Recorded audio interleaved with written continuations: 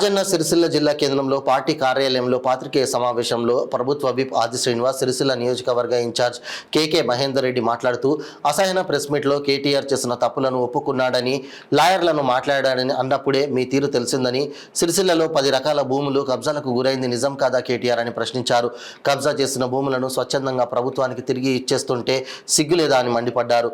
Prime టైంలో లొకేషన్లలో ₹1 కోటి విలువగల భూములు జంగు, షికం, పొరంబోకు, బంచరాయి, దేవాద, ఫారెస్ట్ చెరువులు అక్రమ పరిపాలనలో రాష్ట్రం ఆగమైందన్నారు. తప్పు చేసినప్పుడల్లా కోర్టులో మోకరిల్లడం మీకే చెల్లిందని, ఫోన్ ట్యాపింగ్ ద్వారా కుటుంబ భాషణ విన్న నీచుడు అని మండిపడ్డారు. మీ ప్రభుత్వంలో తప్పులు చేసిన వారిని, ప్రభుత్వ భూమి కబ్జా చేసిన వారిని విడిచిపెట్టమని, తాము పేదల పక్షాన నిలబడతామని తెలిపారు. ఈ సమావేశంలో గ్రంథాలయ చైర్మన్ నాగుల సత్యనారాయణ, ఏఎంసీ సిరిసిల్ల చైర్పర్సన్ వెలుముల స్వరూప, కాంగ్రెస్ పార్టీ మహిళా జిల్లా అధ్యక్షురాలు కామిని వనిత, సంగీతం శ్రీనివాస్, మహిళా నాయకురాలు కల్లూరి చందన, నాయకులు టోనీ తదితరులు పాల్గొన్నారు.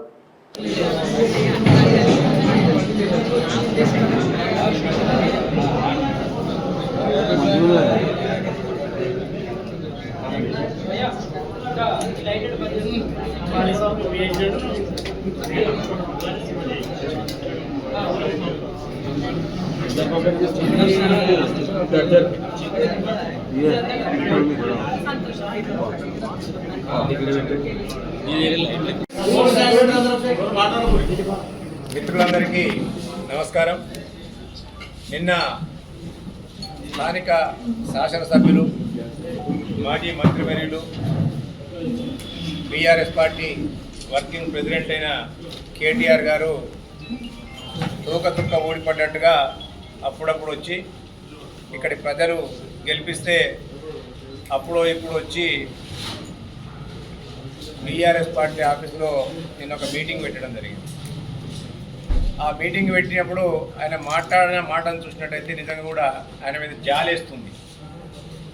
గత సంవత్సరం డిసెంబర్ 3వ తారీఖున తెలంగాణ ప్రజలిచ్చిన ఒక విలక్షణమైన తీర్పుతోని ఆయనకు దిమ్మ తిరిగి, బొమ్మ కనబడి, మతి భ్రమించి ఇలా భూమి కింద పీఠాలన్నీ కూడా కదిలిపోయి ఆయన అడ్డగోలుగా మాట్లాడుకుంటూ వెళ్ళి ద్వారా ఎంతసేపు బుకాయింపు ధోరణిలో ఆయన మాట్లాడే విధానం అంతా కూడా ఒక బుకాయింపు ధోరణిలో ఉంటుంది. వాళ్ళ పిట్ట కథలు, కట్టకథలు చెప్పుకుంటూ ప్రజలను వాళ్ళ నాయన ఆ రోజు తెలంగాణ ఉద్యమంలో ఏ విధంగా పిట్ట కథలు, కట్టుకథలు చెప్పి తెలంగాణ ఉద్యమాన్ని నడిపించి ఆయన పుణ్యాన, వాళ్ళ నాయన పుణ్యాన ఈయన ఎమ్మెల్యే అయిన తర్వాత ఈ ప్రాంతానికి ఉరగబెట్టింది ఏం లేదు. ఆయన ఇక్కడ ఉన్న అవినీతి భాగవతాన్ని కొంతమంది మీడియా మిత్రులు ఉన్నది ఉన్నట్టుగా మాట్లాడుతుంటే ఆయనకు పిచ్చి లేచినట్టయి ఆ మీడియా మిత్రులపైన అనేకమైన అవాకులు చెవాకులు పేల్చడం జరిగింది. ఇవాళ నేను ఇవాళ అంటున్నా, ఆయనకు రాసేందుకు కొన్ని పేపర్లు ఉన్నాయి, ఏదో ఉన్నది, ఏదో పేపర్ వాళ్ళ పేరు ఏదో ఉన్నది, నాకు తెలియదు. అది గుమస్తా తెలంగాణ అనుకుంటా.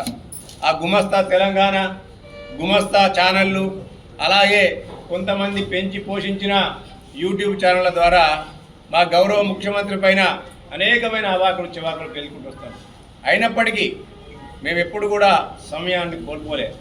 ఇవాళ చేసిన తప్పులన్నీ కూడా ఒక్కొక్కటి మీడియా మిత్రులు బయట పెడుతుంటే ఇవాళ వనకు ప్రారంభమై వాళ్ళ మీద అవాకులు చివాకులు పేల్చడాన్ని నేను తీవ్రంగా ఖండిస్తుంది. వాళ్ళ నిజంగానే అంత చిత్తశుద్ధి అయ్యను ఉనికి పెంచుకున్నట్టు ఉంది. అలా వాళ్ళ నాయన కూడా చాలా ప్రెస్ కాన్ఫరెన్స్లలో మాట్లాడుతుండే, ఎవరైనా మాట్లాడితే ఏయ్ కూర్చో అంటే నీ అహంకారాన్ని ఇంకా మనం తగ్గించుకోలేక, ఇంకా అధికారం కోల్పోయినా కానీ నీ యొక్క అహంకారాన్ని ఇంకా కోల్పోకుండా ప్రశ్నించే గొంతులపైన, అధికారంలో ఉన్నప్పుడు కూడా నువ్వు ప్రశ్నించే గొంతులను నొక్కిన, ఇవాళ అధికారం కోల్పోయి కూడా నీ యొక్క అరాచకాల గురించి రాస్తుంటే మళ్ళీ వాళ్ళపైన కూడా ఇటువంటి దౌర్జన్యకరమైన దాడిని చేస్తున్నవి. ఇవాళ ఇటువంటి దాన్ని నేను తీవ్రంగా ఖండిస్తున్నా.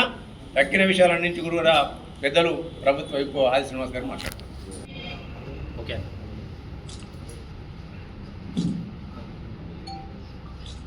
అందరికీ నమస్కారాలు. నిన్నటి రోజు కేటీఆర్ గారి అసహన ప్రెస్ మీట్, ఓవైపు గంభీరంగా మాట్లాడుతున్నప్పటికీ ఆ మాటల వెనుక బేలాతనం కనిపిస్తున్న సందర్భం. అడ్వకేట్లను మాట్లాడుతున్నా, లాయర్లను మాట్లాడుతున్నా ఎవరు భయపడకండి అంటేనే కుంభకోణం జరిగిందనేటువంటి నిగూఢ అర్థాన్ని ఆయన ప్రెస్ మీట్ ద్వారా చెప్పకనే చెప్పిన మాట సందర్భంగా చెబుతూ, ఈ సందర్భంగా ఒక కవిత ఇప్పుడే కాలం వస్తున్నప్పుడు మహేంద్ర మాట్లాడుకున్నాను. శ్రీశ్రీ గారు ఒక మాట అన్నారు, కాదేది కవితకు అనర్హత అనేది, కాదేది కవితకు అనర్హం అన్నట్టుగా కాదేది భూ కబ్జాలకు అనర్హం అన్నట్టు 10 రకాల భూములు సిరిసిల్ల ప్రాంతంలో ప్రైమ్ టైం లొకేషన్లో భూములకు కబ్జా గురైంది వాస్తవం కాదా? మిమ్మల్ని అడుగుతున్న సూటిగా మీ గుండె మీద చేతి వేసుకొని, నిన్న మీరు మాట్లాడిన ప్రెస్ మీట్ పెట్టిన బీఆర్ఎస్ భవన్ కూడా కబ్జా గురైందా లేదా? మీకు ఇచ్చింది ఎంత ప్రభుత్వ స్థలం, మీరు ఆక్యుపై చేసి నిర్మాణం చేసుకునేది ఎంత? ముందు దానిపైన నిజాలు ప్రజలకు చెప్పంటున్నారు.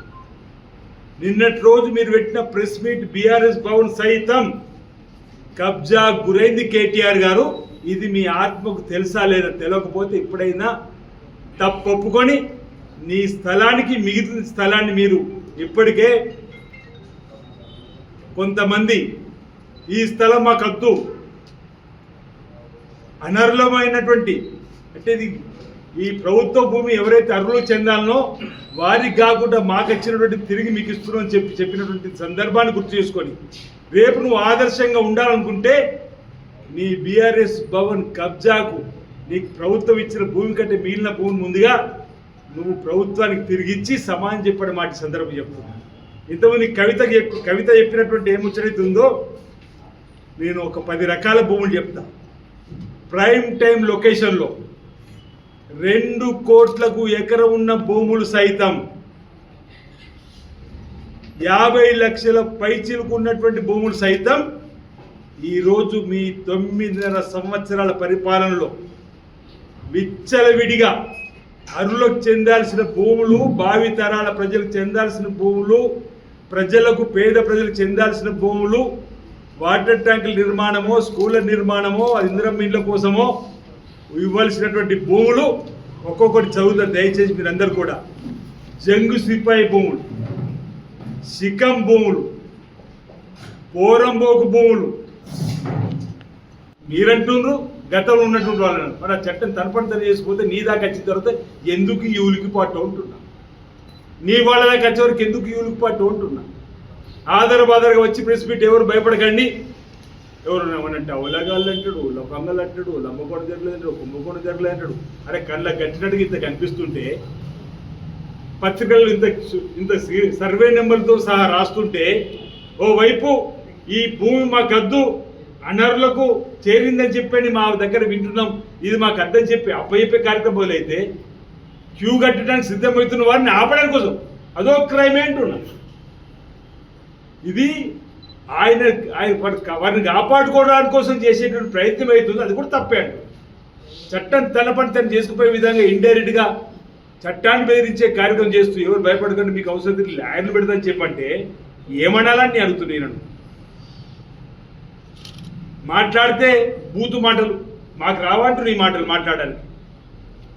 అరే మా నాయకుడు రేవంత్ రెడ్డి గారి చిత్తశుద్ధితో మీ వల్ల ఈ రాష్ట్రం అత్తాకుతలం అయిపోయి ధ్వంసం అయిపోతే ఇష్టానుసారంగా మా రేవంత్ రెడ్డి గారిని మాట్లాడతారు. అంటే కష్టపడి ముఖ్యమంత్రి అయినటువంటి మా నాయకుడు చూసుకుని ఎవరో లేకుండా ఏమో ఇప్పుడు నేను రాసుకుంటున్న అందరి పేరు అడిగా మీకు మిగిలిందే కదా ఇక రాసుకుంటే ఏం చేస్తారు. 10 ఏళ్ళు ఉన్నప్పుడు ప్రజాపాలన చేయలేరు, ప్రజా ఆస్తులని ధ్వంసం చేసిరు, ప్రజా ఆస్తులను లాక్కున్నారు.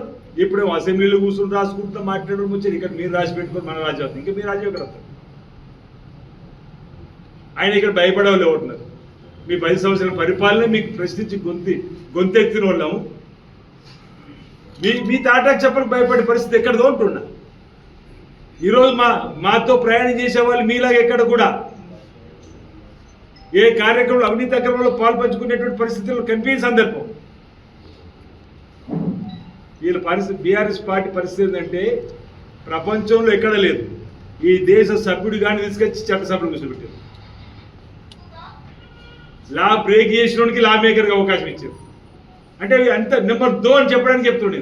నెంబర్ దో దంద అంటారు కదా గ్రామాలు, వాడు చూసినప్పుడు నో దో దంద అన్నట్టుగా.